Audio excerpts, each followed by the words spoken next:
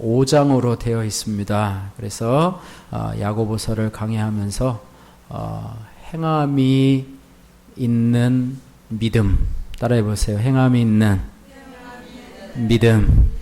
네, 행함이 없는 믿음. 행함이 있는 믿음이고, 또 행함이 없는 믿음은 무슨 믿음이다? 죽은 믿음이다. 이것이 야고보서의 주제인데요. 야고보서는 기도를 많이 하는 그런 사람이에요. 그래서 야고보의 별명이 뭐라고 그랬냐면 낙타 무릎이라고 그랬습니다. 낙타처럼 무릎이 다 헤어져서 기도하는 그런 기도의 사람으로서 기도에 대한 메시지도 많고, 또 우리의 삶의 그리스도인으로서의 삶을 어떻게 살아야 될지 그런 부분에 있어서 여러 가지로 우리에게 시사해 주는 면이 많기 때문에 이것을 12번에 걸쳐서 이것을 말씀을 강의하기를 원합니다. 오늘의 제목은 시험을 대하는 태도. 따라해 보세요. 시험을 대하는 태도와 시험을 이기는 길. 시험이 왔을 때 우리가 그 시험을 어떻게 대해야 되는가, 그 태도에 대해서 말씀해 주고 있고요. 또 한 가지는 시험을 이기는 길에 대해서 말씀해 주고 있습니다. 어떻게 하면 시험을 이길 수 있을 것인가, 그 부분에 대해서 말씀을 해주고 있습니다. 이 야고보서가 이 기록한 말씀을 보면은요, 1절 말씀에 보면 이 야고보서의 기록 목적에 대해서 말씀해 주고 있는데, 1절 말씀을 같이 한번 읽어보겠습니다. 1절 시작. 하나님과 주 예수 그리스도의 종 야고보는 흩어져 있는 12지파에게 문안하노라. 이것이 인사말일 수가 있는데요. 이 인사말을 누구한테 하고 있는가 하면 흩어져 있는 12지파에게 편지하는 내용입니다. 왜 흩어져 있냐면 핍박으로 인해서, 로마의 핍박으로 인해서, 신앙의 핍박으로 인해서 자기의 거주지에 살지 못하고 쫓겨나서 다른 곳에 흩어져 살고 있는, 고난 중에 있는 그런 성도들, 또 흩어져서 나그네와 같이 살고 있는 그런 성도들을 향해서 주시는 그런 말씀입니다. 그래서 이 말씀은 그들에게 주시는 말씀뿐만 아니라 오늘날 저와 여러분들도 마찬가지, 우리도 여러분이 정착한 집에서 살고 있고 정한 지역에서 살고 있지만, 우리도 흩어져서 살고 있는 순례자와 같은, 또 나그네와 같은 그런 자이라고 하는 것입니다. 그래서 예수 믿는 사람의 정체성은 따라해보세요. 나그네와 순례자입니다. 나그네와 순례자예요. 요즘에는 뭐 나그네라고 해야 뭐 자기들이 알아서 뭐 여관에서 자고, 찜질방에서 자고, 뭐 모텔에서 자고, 뭐 이렇게 하지만, 예전에는 그런 시설이 별로 없었잖아요. 그죠? 그래서 어느 집에 가서 똑똑똑 두드리고, 뭐 문도 없었죠. 지나가는 나그네인데 밥 한 술 주실 수 없겠습니까? 지나가는 나그네인데 오늘 하룻밤 재워줄 수 없겠습니까? 그러면 우리 집에 저기 따뜻한 밥은 없고 찬밥이 좀 있는데 그거라도 좀 있으면 좀 드실 수 있겠어요? 찬밥 내주고, 또 뭐 제대로 된 집은 아니지만 손님을 위해서 마련해둔 그 사랑방에다가 하루를 묵을 수 있도록 그렇게 그런 인심이 풍부한 그런 나라였었어요. 그렇죠? 요즘에는 그런 게 없죠. 어저께도 저희 집에 누가 문을 두드려요. 문을 두드리고 띵동띵동 눌러요. 그러면 여러분 보통 문을 열어줘요, 아니면 안 열어줘요? 안 열어줘요. 그래서 알고 봤더니 등기가 왔더라고요. 등기가 와가지고 등기가 와가지고 밖에다가 방문해 갑니다, 1차 방문 갑니다 하고 했더라고요. 등기입니다 하고 두드렸으면 나갔을 텐데, 혹시 또 누가 이단이 와서 전도하나, 또 누가 와서 또 신문고독하라고 하질 않나, 우유 먹으라고 또 하지 않나, 또 뭐 쓸데없는 사람이 와가지고 또 뭘 하지 않나, 뭐 이런 염려 때문에 요즘 문도 잘 안 열어줘요. 그죠? 여러분 아이들한테도 누가 오면 얼른 문 열어주라고 얘기해요? 아니죠. 우리 박정현 집사님처럼 늘 문을 열어놓고 사시고, 교회 올 때도 문을 활짝 열어놓고, 새벽기도 올 때도 문을 활짝 열어놓고, 문을 닫지를 않아요. 우리 송권사님도 아파트에 사시면서 문 맨날 열어놔? 김영환 집사님도 문 열어놓고 오셨죠? 잔 거예요? 귀한 것들이 좀 있나 보군요. 가져갈 게 별로 없으니까. 그렇게 하고 사시는데, 그래요. 그래서 이 나그네라는 말은 길을 지나가는 사람, 여행하면서 길을 지나가는 사람, 거기에 정착할 사람이 아니에요. 그곳에 영원히 거할 사람이 아니에요. 순례자도 마찬가지. 순례자도 그냥 지나가는 사람이에요. 우리도 이 땅에 나그네와 순례자와 같다고 그래요. 베드로가 그런 말을 많이 쓰는데 우리는 그래요. 그래서 우리는 이 땅에 영원히 거주할 사람이 아니에요. 이 땅에 잠시 거주할 사람. 오늘 우리 아가페 찬양대도 그 가사 중에도 아마 여러분 잘 들어보셨으면 있겠지만 그런 내용이 잠깐 있어요. 그리운 얼굴들 보고픈 뭐 이름들 많이 생각나 가슴 터지도록 기다려지는 곳 하면서 하늘에 대한 소망이 그 찬양 가운데 막 잠겨 있어요. 이 세상이 살기가 너무 어려우니까, 이 세상에 너무 힘드니까 내가 사랑했던 그분들 계신 그 천국 본향에 대한 그림들이 막 사무치면서 가슴 터지도록 기다려지는 곳. 저도 그 찬송 부르면서 눈물을 많이 흘린 적이 있어요. 은혜 받았던 곡이 오늘 우리 성가대가 한 곡이. 그런 가사까지도 아마 깊이 생각하며 불렀는지 모르겠어요. 그러나 그런 곡이에요. 가슴 터지도록 기다려지는 것. 여러분이 아파트 분양을 해가지고 입주하는 날이 있다고 하면 그날을 얼마나 기다리겠어요? 그렇죠? 기다려지는. 그곳에 입주하기를 기다려져. 고대해요. 지금 사는 곳이 좀 불편하더라도, 지금 사는 곳이 조금 협소하더라도 기다려지는 것. 이 세상이 우리가 영원히 거주해야 될 곳이 아니라는 것을 생각하면서 늘 시험이 있고 늘 고난이 끊이지 않지만 하나의 고난이 지나면 또 하나의 고난이 있고 또 그것이 또 해결되면 또 다른 어려움들이 있어서 내 마음을 상하게 하고 아프게 하지만 그럼에도 불구하고 우리는 이 땅에서 연단받고 또 이 땅에서 우리가 하나님의 백성으로 정결케 되어서 합당한 백성으로 천국의 합당한 백성으로 이 시간에 이 땅에서 빚어져서 걸어가는 그런 하나님의 손길을 느끼면서 살아가는 것이 바로 저와 여러분이라고 하는 것입니다. 여러분 요즘에는 이 고향이라고 하는 것이 여러분에게 어떠한 의미를 가지고 있는지 모르겠어요. 고향. 추석이면은 아무래도 이제 고향으로 많이 이렇게 돌아가지 않습니까? 그죠? 많은 사람들이 고향을 향해 가는데 고향에 대해서 느끼는 그런 감정들이 막 예전에는 막 야릇하고 막 집에 이렇게 떨어져 있을 때는 막 그 집에 가고 싶고 막 그랬어요.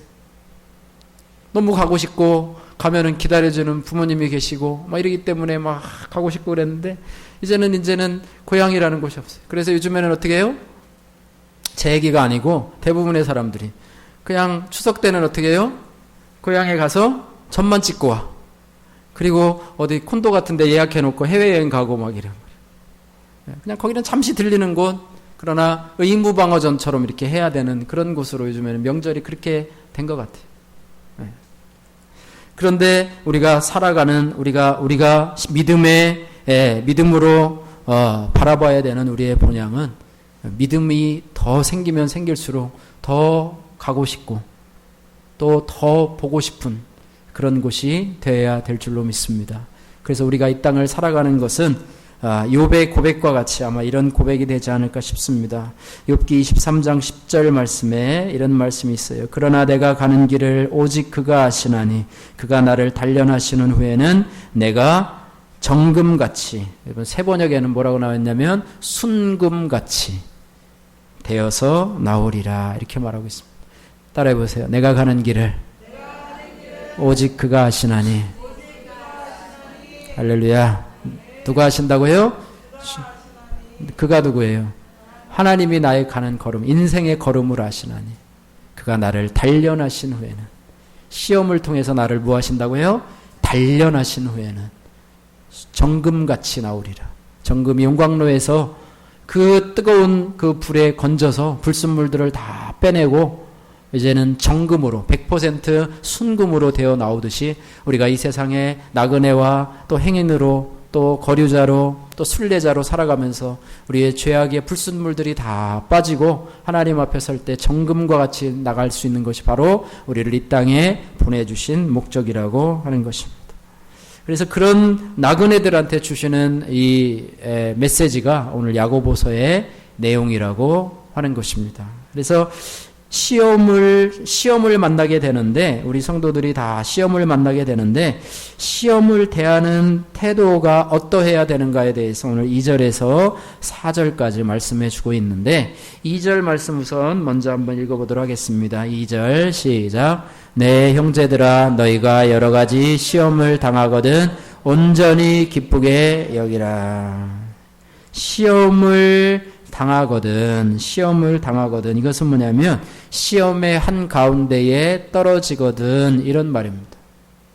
시험의 한가운데에 떨어지거든. 그러면 어떻게 여기느냐? 따라해 보세요. 온전히 기쁘게 여기라. 할렐루야.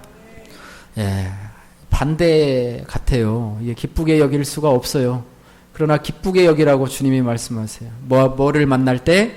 시험을 만날 때 어떻게 여기라고요? 기쁘게 여기라는 거예요. 이 기쁘게 여기라는 게 이게 말이 됩니까? 시험을 만나면 우리가 제일 먼저 당하는 태도가 어때요? 왜 하필 나야? 왜 하필 이때야? 왜 하필 뭐 이렇게 하면서 원망하는 태도가 우리의 어떻게 보면 인간적인 본성이라고 볼 수가 있어요.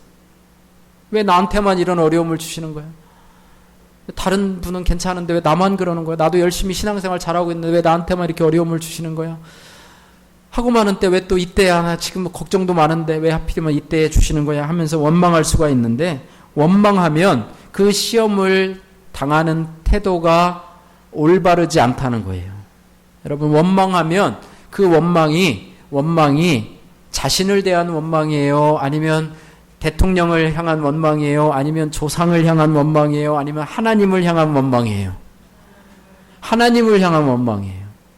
짜증을 내면 그 짜증이 누구에 대한 짜증이에요? 하나님에 대한 짜증이에요. 우리가 폭염으로 막 시달렸는데 어저께도 요즘에도 또 더워요. 또 더워지기 시작했어요. 막 덥다고 막 원망하고 짜증내고, 짜증내는 사람은 늘 짜증내요. 비 오면 비 온다고 비 많이 온다고 짜증내고, 또 뭐 더우면 덥다고 짜증내고, 또 비 안 오면 또 비 안 온다고 짜증내고, 뭐 모든 게 다 짜증이에요. 하나님에 대한 짜증이에요.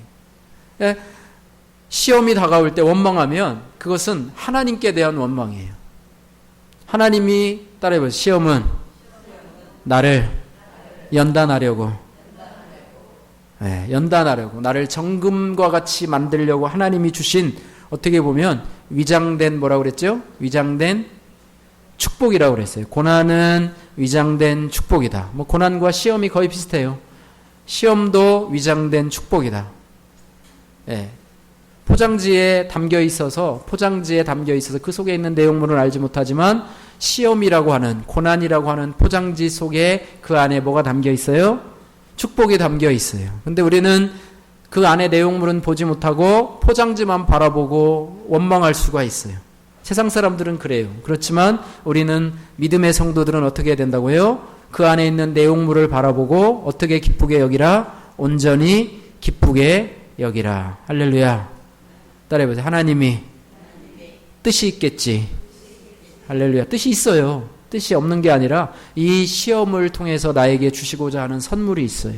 그것을 우리가 바라보면서 온전히 기쁘게 여기라, 이렇게 말씀하고 있습니다. 하나님이 우리에게 시험을 주신 목적은 우리를 믿음에서 떨어뜨리려고.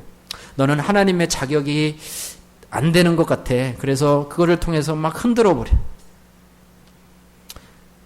요즘에 사과가 이제 막 나오기 시작하는데요. 사과나무도 시련의 기간들을 겪지 않습니까? 사과나무가 꽃이 펴가지고 그 다음에 열매를 맺어서 이렇게 해서 익어가서 이제 상품으로 되는데, 모든 꽃이 펴가지고 이렇게 방울 맺힌 열매가 다 사과가 되는 건 아니에요. 그렇잖아요? 막 중간에 막 태풍이, 올해는 태풍이 안 왔죠. 막 태풍이 와가지고 막 보면은 밑에 막 떨어지기 시작해요. 그 다음에 잘라주기도 해요. 그러나 하나님이 그렇게 해가지고 하나님 자녀에서 우리를 떨어뜨리고자 하는 그것은 아니에요. 그것이 아니라 하나님의 자녀로서, 따라해보세요. 하나님의 자녀로서 성숙하게 함이 시험의 목적이라고 하는 것입니다. 할렐루야. 성숙하게 함이 시험의 목적이에요. 우리 민우가 지난번에 막 아팠었는데요. 아픔의 목적도 그런 것 같아요. 부모는 막 아프면 막 힘들어요. 너무너무 힘들어요. 그러나 아프고 나면 그 아이가 부쩍 자라요. 그죠? 몸이 좀 연약하다가도 그것을 잘 극복하면 더 건강해져요.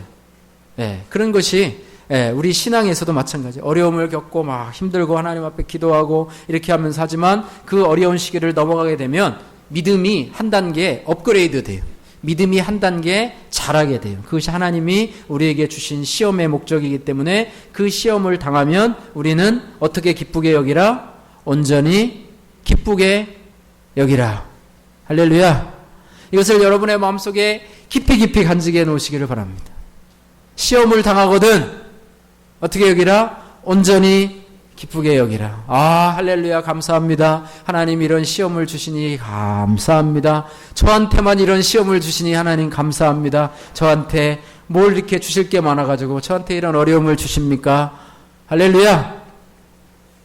아멘을 안 하시네. 아멘을 안 하시네. 경태만 아멘 했어요. 아멘해. 아멘. 시험이 안 오면 좋죠. 아무런 어려움 없이 그냥 가면 좋죠. 부모의 보호 속에서 그냥 아무런 어려움 없이 그냥 잘 자라면 좋죠. 화초 속의 온실과 같이 그냥 자라면 좋죠. 근데 그 화초 속의 온실을 밖에다 내놓으면요 살아남질 못해요. 야생에서 자란 그런 화초들은요 어떤 어려움이 와도 넘어지질 않아요. 그러니까 여러분의 자녀들도 너무 과잉 보호하면 안 돼요. 이렇게 가면 이렇게 하면 안 돼. 이렇게 하면 안 돼. 이렇게 하면 안 돼. 막 따라다녀. 막 부모들이 막 계속 따라다니면서 이건 이렇게 안 돼. 이렇게 하면 안 돼. 이렇게 하면 안 돼. 이렇게 하면 넌 이렇게 해야 돼. 이렇게 해야 돼. 이렇게 해야 돼. 막 줘가지고 그 안에서 범위를 벗어나지 못해요. 어떤 경우는요. 막 집에 늦게 와도 그냥 내버려 두세요. 네, 막 찾아. 막 친구 찾고 얘가 어디 갔나 막 찾고 막 그래. 어디 갔다 놀다 오겠죠. 친구네 집에서. 어디 막 체험학습도 어디 보내기도 하고 또 어디 갔다 오기도 하고 어디 가서 천안 가서 놀다 오라고도 하고 버스 타고 갔다 오라고도 하고 기차 여행도 좀 보내고 이렇게 하면서 아이가 스스로 좀 잘할 수 있는 환경들을 좀 만들어 주시고 아이가 좋아한다고 하면 그것들도 좀 밀어주고 이건 안 돼. 너는 공부만 해야 돼. 이거 해야 돼. 하면서 아이들을 자꾸 이렇게 그 안에 틀 속에 부모의 틀 속에 너무 가두지 말고 아이들의 적성과 재량을 여러분이 생각하셔서 뒤에서 많이 밀어주고 하고 그렇게 하면 좋겠어요. 할렐루야. 예. 그래서 어디에 놔도 여러분의 자녀들이 믿음 안에서 설 수 있는 또 하나님도 마찬가지 우리들도 세상에 어느 곳에 놔도 그곳에 휩쓸리지 않고 믿음 가운데 자랄 수 있는 그런 자녀들로 삼도록 하나님께서 우리에게 시험을 허락하신다고 하는 것입니다. 따라해보세요. 다시 한번 따라해보세요. 너희가 여러 가지 시험을 당하거든 까지는 이제 여러분 안 외우셔도 돼요. 온전히 따라해보세요. 온전히 기쁘게 여기라. 이 단어만 여러분들이 마음속 깊이 새기시기를 주님의 이름으로 축복합니다. 시험이 오면 온전히 기쁘게 여기라. 우리 주일학교 중고등부 학생들도 마찬가지예요. 새학년 올라가면 조금이나 하다 보면은 이제 조금 있으면 또 중간고사, 또 중간고사 끝나면 또 기말고사 본대. 또 그 사이에도 뭐가 있어요?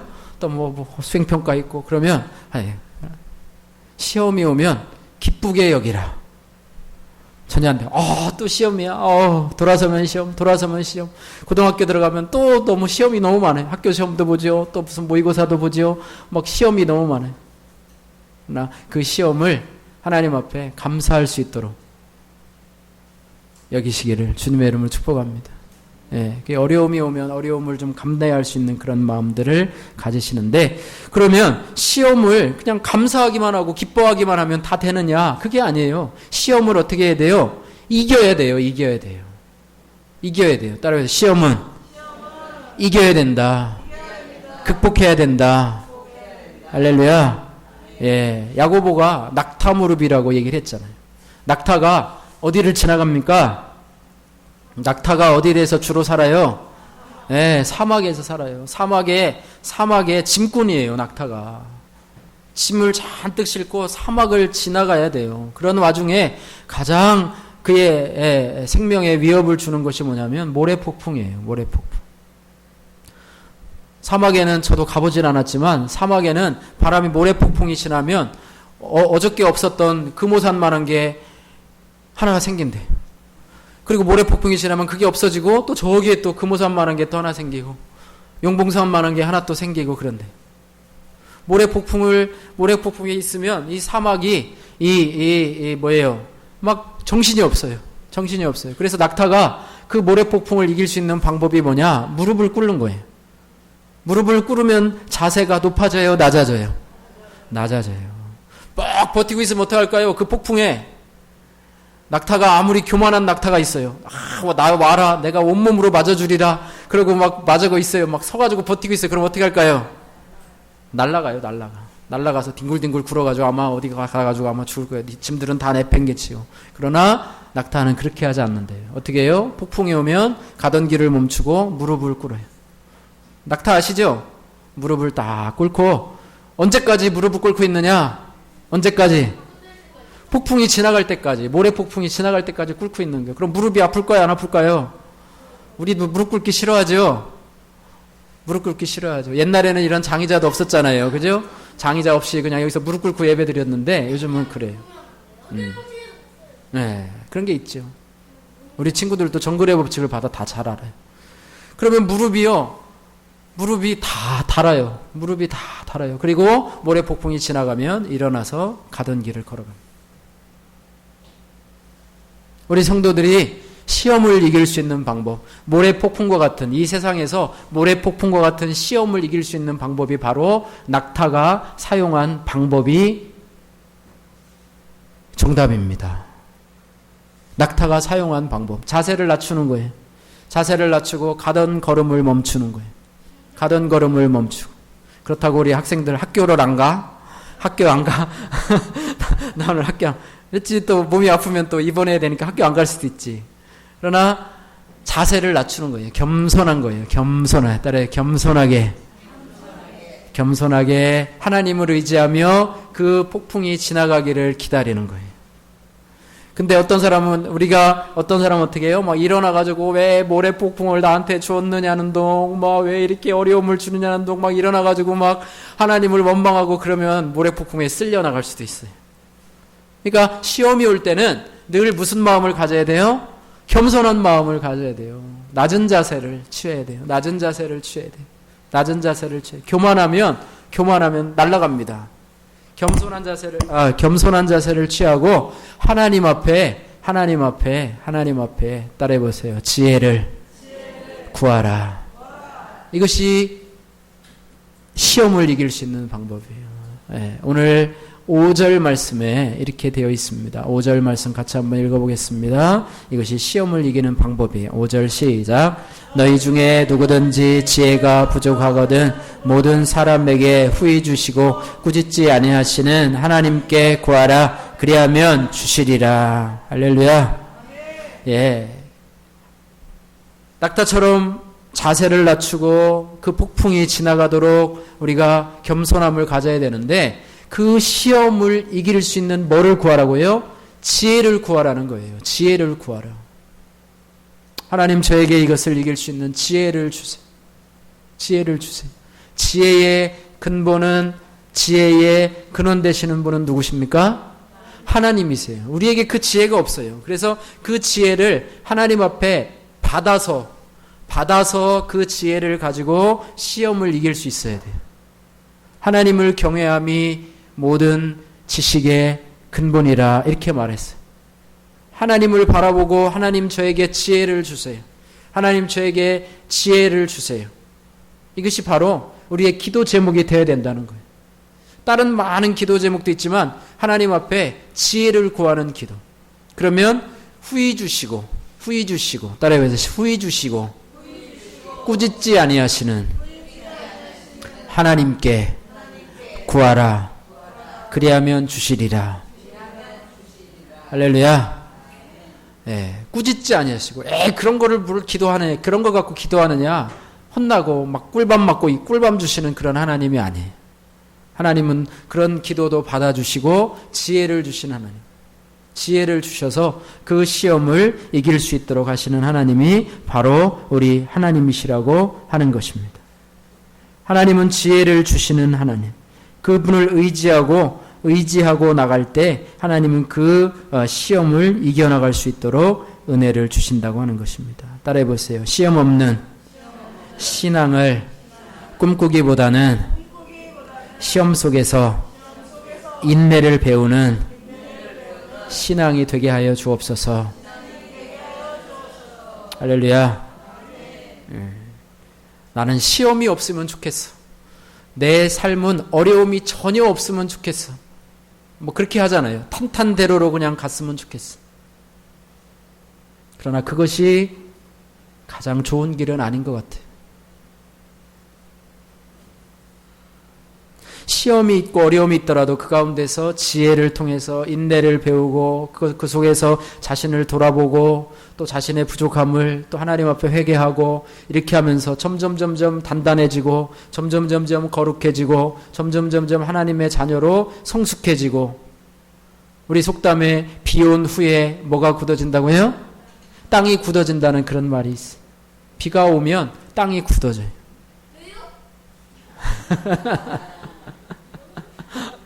나중에 엄마한테 물어보세요. 그런 속담이 있어요.